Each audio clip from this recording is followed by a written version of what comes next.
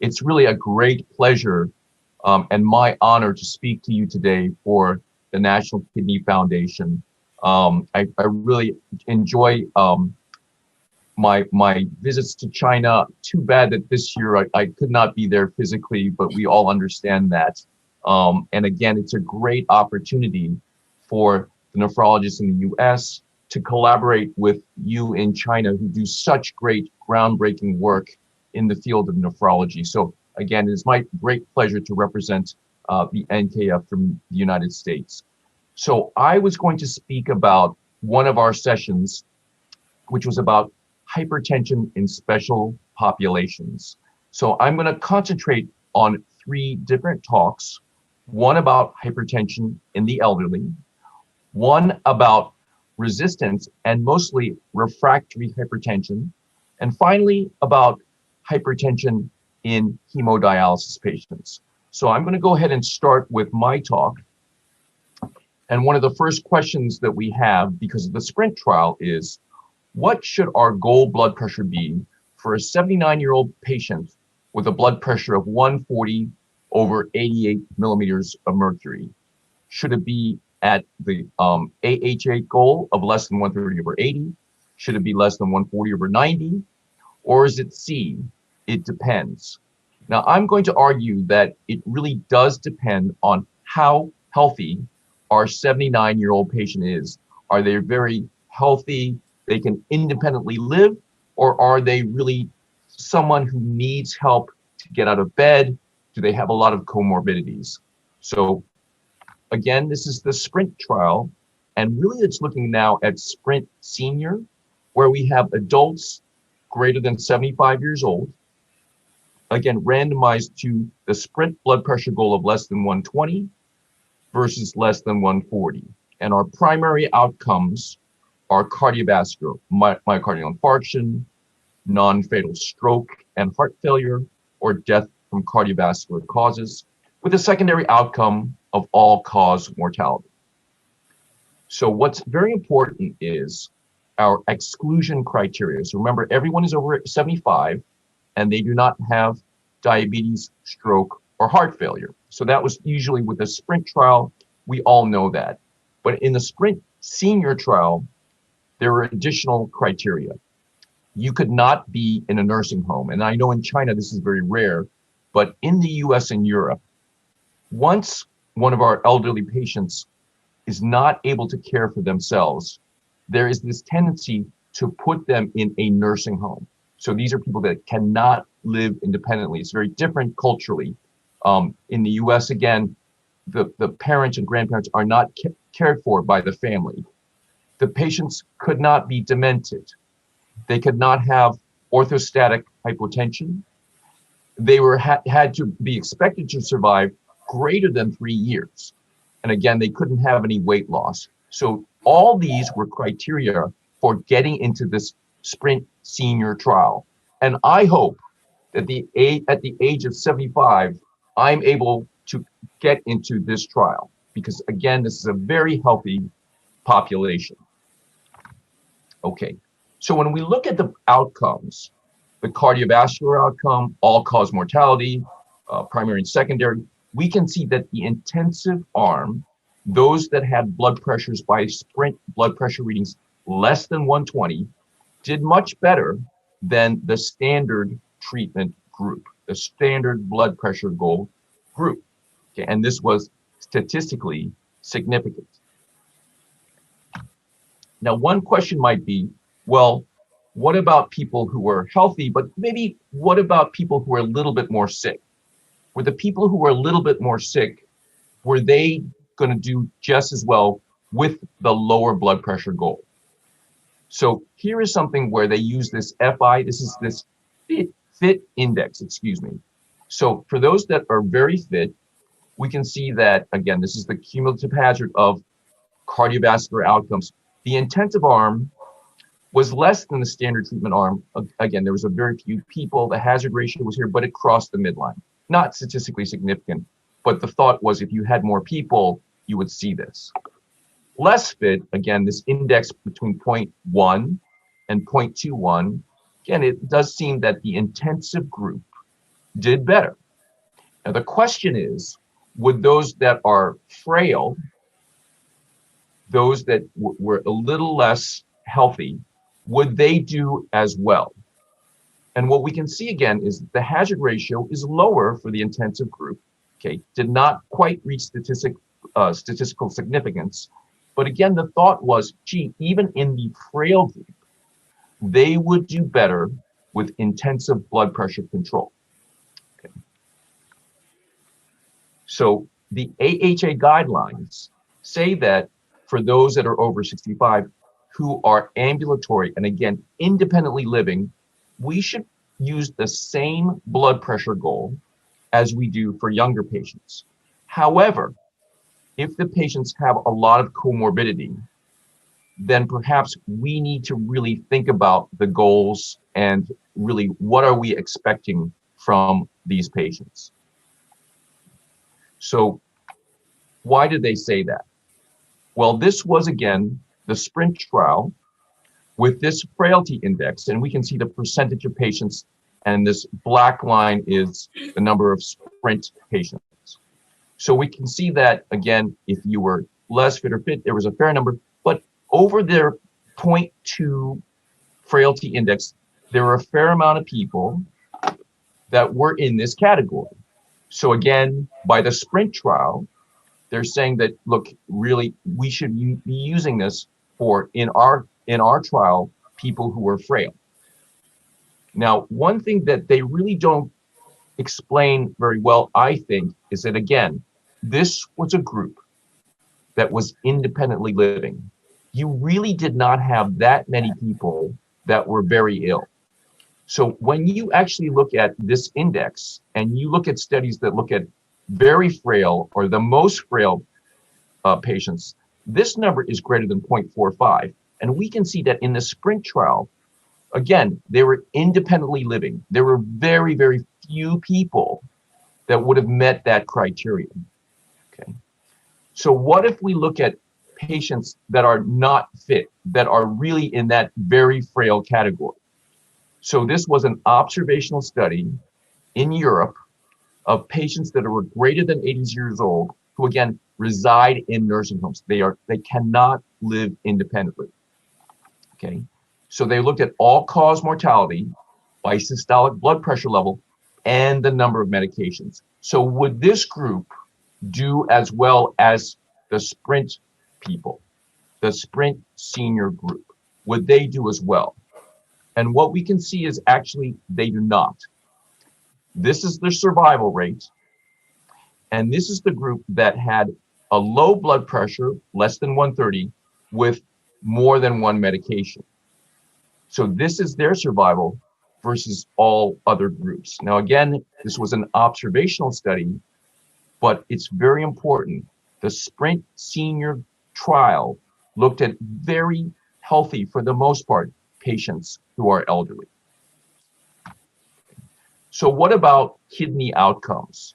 So again, intensive versus standard, acute kidney injury, there is a larger hazard ratio, almost crosses 1, but is not statistically significant.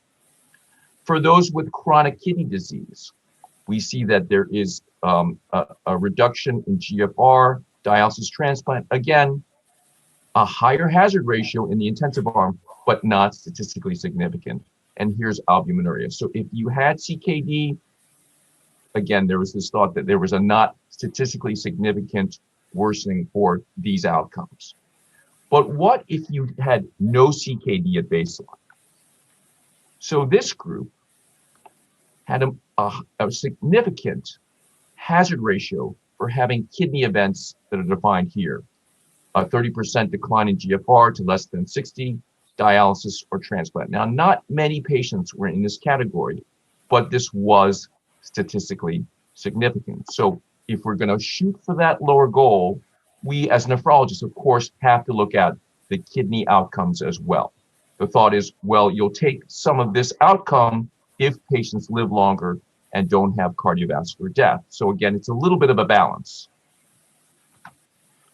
These are just some studies that look at the elderly, looking at goal versus achieved blood pressure. Okay, so here's intensive control, here's standard control, and here are kidney outcomes. And we can see that it seems that when you go for the lower blood pressure goal, you sacrifice some kidney outcomes. All right. Another thing that we may really want to think about in those that are very healthy, and perhaps when you and I become older, is we want to try to prevent dementia. So again, the Sprint Mind study looked at this for dementia. Here's other studies looking at basically the lower goal versus the higher goal. And again, in these healthy elderly people, it seems that the lower blood pressure goal was better for preventing dementia. Now, in those, again, who are not independently living, who are sicker, there is some evidence that does not follow, that in fact, those patients may have worse outcomes.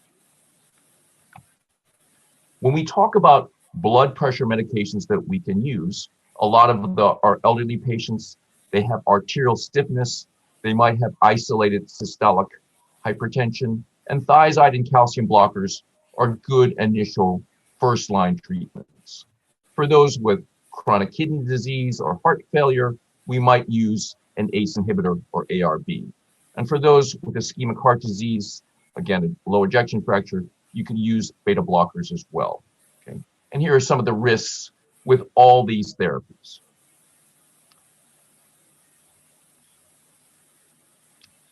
Now, is there, again, perhaps a better blood pressure medication to prevent dementia? Something that, again, I personally would be very interested in. Okay. So this was a recent publication in JAMA, okay, looking at patients who are older and looking at dementia. So this is comparing an ACE inhibitor to an ARB. Now this is a task. So the lower the number, the faster you do this, the thought is the better cognitive ability you have. Okay. And what we can see is that after 12 months of candesartan for lisinopril, the candesartan patients seem to have a better mental status than the lisinopril patients. Okay.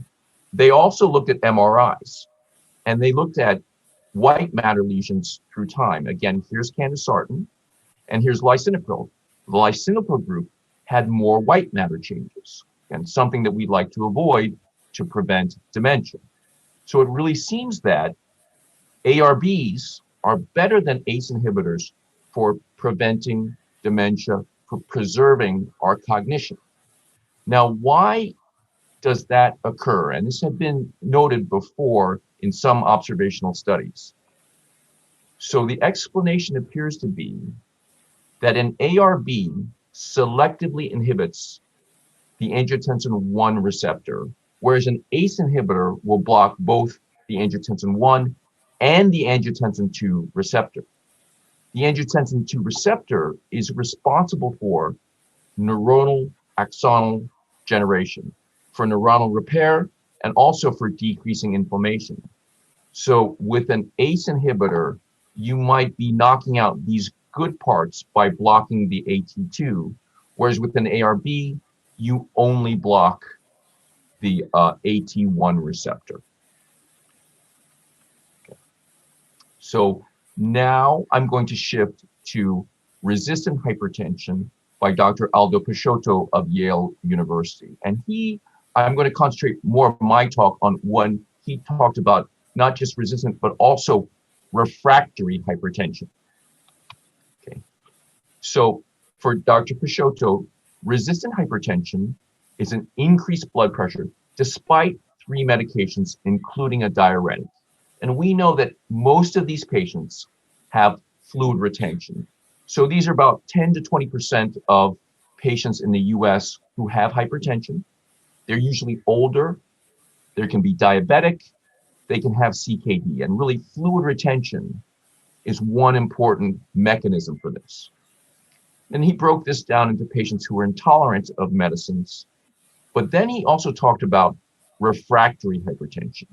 So these are patients that have an elevated blood pressure despite 5 medications, including thiazide diuretics and mineralocorticoid antagonists like spironolactone. And they seem to have an increased sympathetic activity. So this might have been 5 to 10% of the patients who have resistant hypertension. From the hot trial in China, it's felt that 2.5% of patients with hypertension might have this refractory hypertension. So it's not really common, but they are very, very difficult to treat. Now, people that have refractory hypertension are different than those with resistant hypertension. They tend to be younger, more obese, and they have more cardiovascular side effects. They tend to have strokes and heart failure. Again, the thought process is it's not as much fluid retention here. It's more increased sympathetic activity. And he talked about how we might treat these patients. Again, we have to make sure our patients adhere to their medications, that they're taking their medications. And Dr. Peixoto stressed the use of the 24-hour ambulatory blood pressure monitor. And again, we might talk about therapy here in the end in this group. Okay, so again, adherence. Are patients taking their blood pressure medicines? In that resistant group, it's felt that up to 60%, if you measure urinary levels of drug, pill counts, 60% of patients don't take their medicines or don't take the dose of their medicines they are supposed to. So we have to make sure in those that have resistant hypertension, they are taking their medications properly. Okay. Now, he then talked about the use of the 24-hour ambulatory monitor. So in resistant hypertension, again, fluid overload, 3 drugs, the white coat effect seems to be very prevalent, up to 30 to 40%. Okay. But in patients that we see, we don't routinely do the ambulatory blood pressure monitor. So are they really having resistant hypertension? Okay. And we have to really look at this carefully. Now, what's interesting is, remember there was that resistance, and then there was that subgroup of refractory hypertension, those that are very difficult to treat. Now, in the patients that have refractory hypertension, instead of 30 to 40% of white coat effect, there's only 6.5%. It's much lower. So in these patients, they tend to have less of a white coat effect. It's most likely a very real value. So what can we do about this? Okay. So the first thing is that sleep insufficiency does correlate with higher blood pressure. So this was a paper in 2014 looking at resistant hypertension and sleep apnea, and the use of CPAP reduced blood pressure by 7/6 millimeters of mercury. This is the Hipparcos study, more recent, that looked at patients with both resistant and refractory hypertension, looking at the use of CPAP versus no CPAP to treat the sleep apnea. What they found was in resistant hypertension, there wasn't as much of an effect. But in refractory hypertension, there was a great effect. And remember, this was increased sympathetic activity. Again, you get no oxygen, sympathetic flow is even increased further. These are the patients that really might benefit from using CPAP. Okay. So he then talked about how to treat resistant hypertension. So again, you use ACD, an ACE, an ARB, plus a calcium channel blocker, plus a diuretic. Your fourth drug should be to add a mineralocorticoid antagonist like spironolactone, eplerenone. If they still do not have control of their blood pressure, the recommendation by the HA is to look at the heart rate. Again, if their heart rate is high, you add a beta blocker. If it's lower, you add hydralazine or an alpha blocker, and you can consider other medications as well. So the first step for resistant hypertension is to add a mineralocorticoid receptor antagonist. So this was demonstrated in the REHOT trial, where again, in resistant hypertension, the comparison was between spironolactone and clonidine. And we can see that both medications reduce blood pressure by ambulatory monitoring, but spironolactone does it to a greater degree. Okay, so here's the change in systolic and diastolic, significantly greater in the spironolactone arm than the clonidine arm. And there are other trials that show exactly the same thing with different other comparator medications. So again, a mineralocorticoid antagonist, the first step that we're going to add as a fourth drug. Okay. So what about the use of device therapy to try to treat resistant hypertension? So we have two things that are really being used right now. We're using renal sympathetic denervation, where the sympathetic nerves are ablated to try to reduce sympathetic activity. And we're also using carotid baroreceptor stimulation. So stimulating the carotids will then decrease sympathetic activity as well. So these are the devices that are trying to be used to treat resistant, and we'll see refractory hypertension. Okay. So Dr. Peixoto talked about the various different devices. Here's renal denervation. Here is again that carotid stimulation. And I just sort of summarized some of the effects. The Simplicity trial, although uncontrolled studies seem to show a great benefit, when you compare to the sham procedure, it really did not show significance, and perhaps the ablation was not complete. Okay, in a meta-analysis, we see a reduction. The baroreceptor trials seem to have a greater reduction in the blood pressure, but these studies are uncontrolled, and they're randomized trials that are going on right now. Okay, so what about using renal denervation for resistance and perhaps refractory hypertension? Okay, so this was the Prague 15 trial, 106 patients with resistant hypertension, and this looks specifically at adding renal denervation or a pharmacologic agent, some medication, which was over 60% of the time an aldosterone antagonist. Okay, so here again is renal denervation. Here is the medication, and we can see that at 6 months, there is no change in the sympathetic, in the systolic or diastolic blood pressure between the denervation and adding a medication, most of the time that being spironolactone. So it was no better than spironolactone. All right. So this is the Diener hypertension trial. So what they did was they had their 3 medications, and then both arms had step care. So they both had spironolactone added to the groups. One had then more medical therapy. One had, in addition to spironolactone, renal denervation.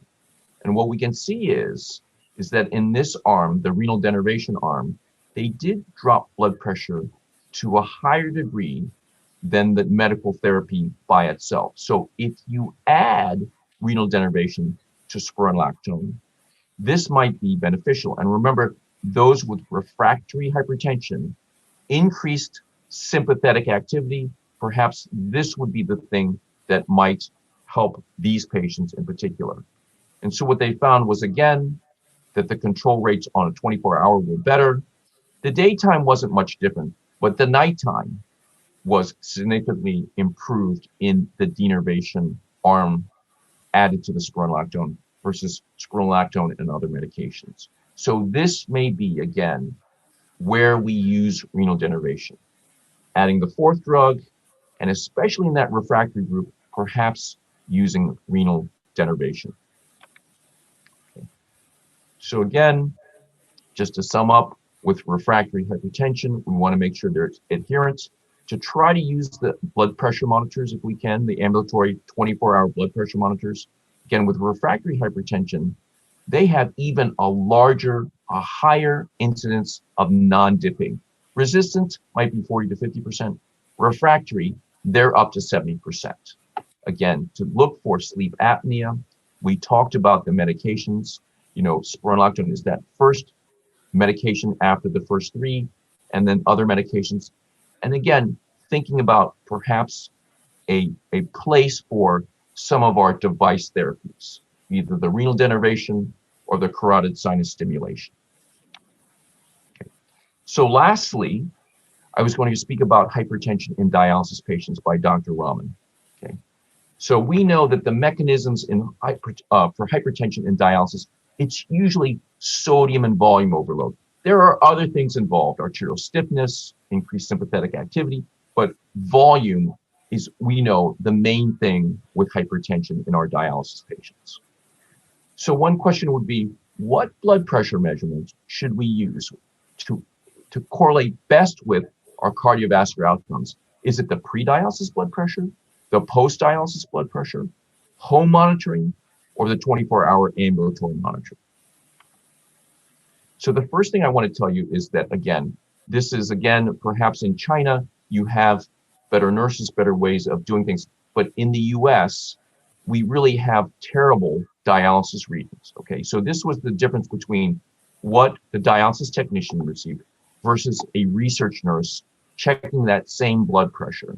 And what we can see is that the dialysis nurse gets a much lower blood pressure than the standard technician blood pressure reading, okay? So it's much, much better.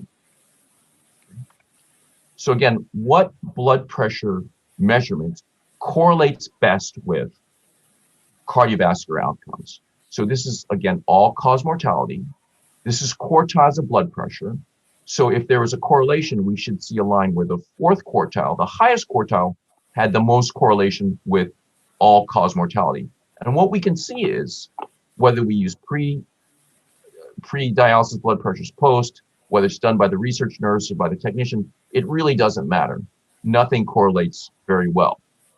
However, if we have the patients do home blood pressure monitoring, and especially 44-hour ambulatory blood pressure monitoring, what we see is there's a much greater correlation with cardiovascular events. And these were just the optimal blood pressures with home monitor and ambulatory blood pressure monitoring. They did the best as far as outcomes.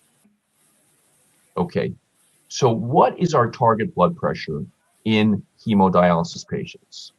So here are various guidelines: the 2005 KDOQI, the Canadian 2006, the Japanese 2012 guidelines, all target, let's say, a blood pressure of less than 140/90. However, the more recent KDOQI guideline and the European EDTA guidelines say there's really no specific target because there is no data to show one blood pressure is better than the other. Okay. So it's really unclear what should be our target blood pressure in dialysis patients. Okay. So this was a pilot trial trying to find that answer. So this was looking at pre-dialysis blood pressures, targeting either 155/165 versus 110/140. And the question is, would this lower blood pressure then improve mortality and other events? Again, this is the pilot trial to try to go through with a larger scale trial. But what this proved was this could be done. You could see that separation. Now, unfortunately, really the lower blood pressure did not lead to really improved outcomes. This was the combined cardiovascular event, little lower hazard ratio, but not significant. However, the lower blood pressure target led to more hospitalizations, more vascular access thrombosis, cramps, nausea, vomiting, etc. So really, at least in the pilot trial, we did not see an improved outcome with the lower blood pressures in our dialysis patients. Okay. So again, what we try to do is limit intradialytic weight gain, watch sodium intake, make sure that we have an adequate time to remove the extra fluid. And again, the key thing is to try to achieve the dry weight on dialysis, that magic moment where we get the blood pressure down, but we do not cause cramps, hypotension. Really, what is that ideal dry weight? Okay. So what is one way that we might be able to use technology to achieve this dry weight? So this was looking at the use of lung ultrasound in our hemodialysis patients. Okay. So what they did was, using lung ultrasound, they looked at the number of B lines. Again, the B line is a symbol or an indication of fluid overload in the lungs. Okay. And they looked at cardiovascular disease and those without cardiovascular disease. And if you didn't have many B lines, you did not change the dry weight. But if you had more B lines, you would lower the dry weight by 0.1 kilograms. If you had more, it would go up. If you had even more, it would go up with each session. This continued after week 1 and after week 8. Okay. So again, depending on your B lines in each treatment, what do you do with the dry weight? So these were the results after 8 weeks in 71 patients. Here is the B line score. And again, with the ultrasound, with reducing the dry weight, there were less B lines.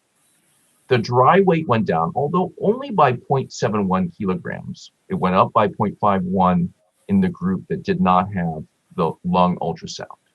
But look at the blood pressure change. By just reducing at 0.71, there really was quite a nice reduction in blood pressure. And I guess with each individual treatment, you can then determine what to do with that dry weight. Okay, so for some of our patients that really have very hard to control hypertension, this might be a tool we might be able to use to lower blood pressure. So what about outcomes? And I'll just go through this very quickly. This was a trial comparing atenolol with lisinopril. There were reduced cardiovascular events using 3 times a week atenolol versus 3 times a week lisinopril after dialysis. Carvedilol reduced mortality versus placebo in those with a dilated cardiomyopathy. Calcium channel blockers reduced cardiovascular events compared to those placebo in our dialysis patients with hypertension. I'm not sure that's very surprising.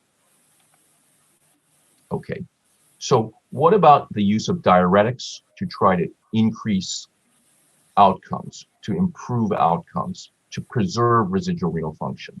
So this was just using electronic records to look at patients that continued a loop diuretic versus those that did not, and they looked at hospitalization, intradialytic hypotension, weight gain, and mortality. And the question was, could we reduce mortality and these other measures?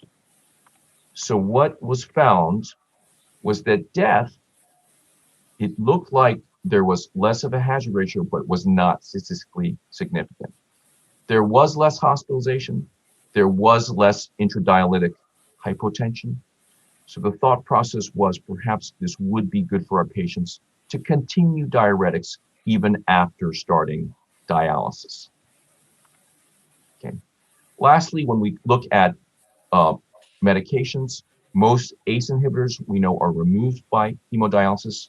Most beta blockers are, except for carvedilol and labetalol, and most ARBs are not removed by dialysis.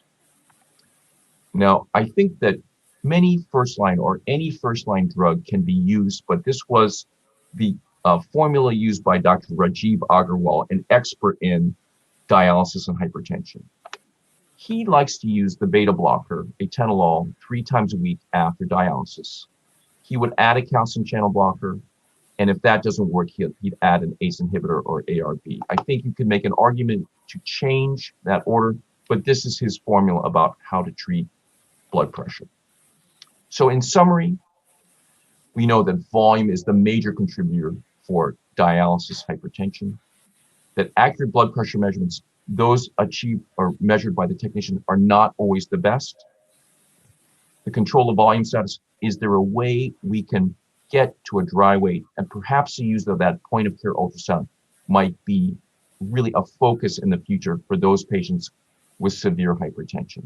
And lastly, most classes of drugs can be used in our dialysis patients. We know that some get dialyzed off. So I'm sorry, I think I took a little bit of time over my time frame, but I wanted to thank you all so much for allowing me to speak to this great group of nephrologists.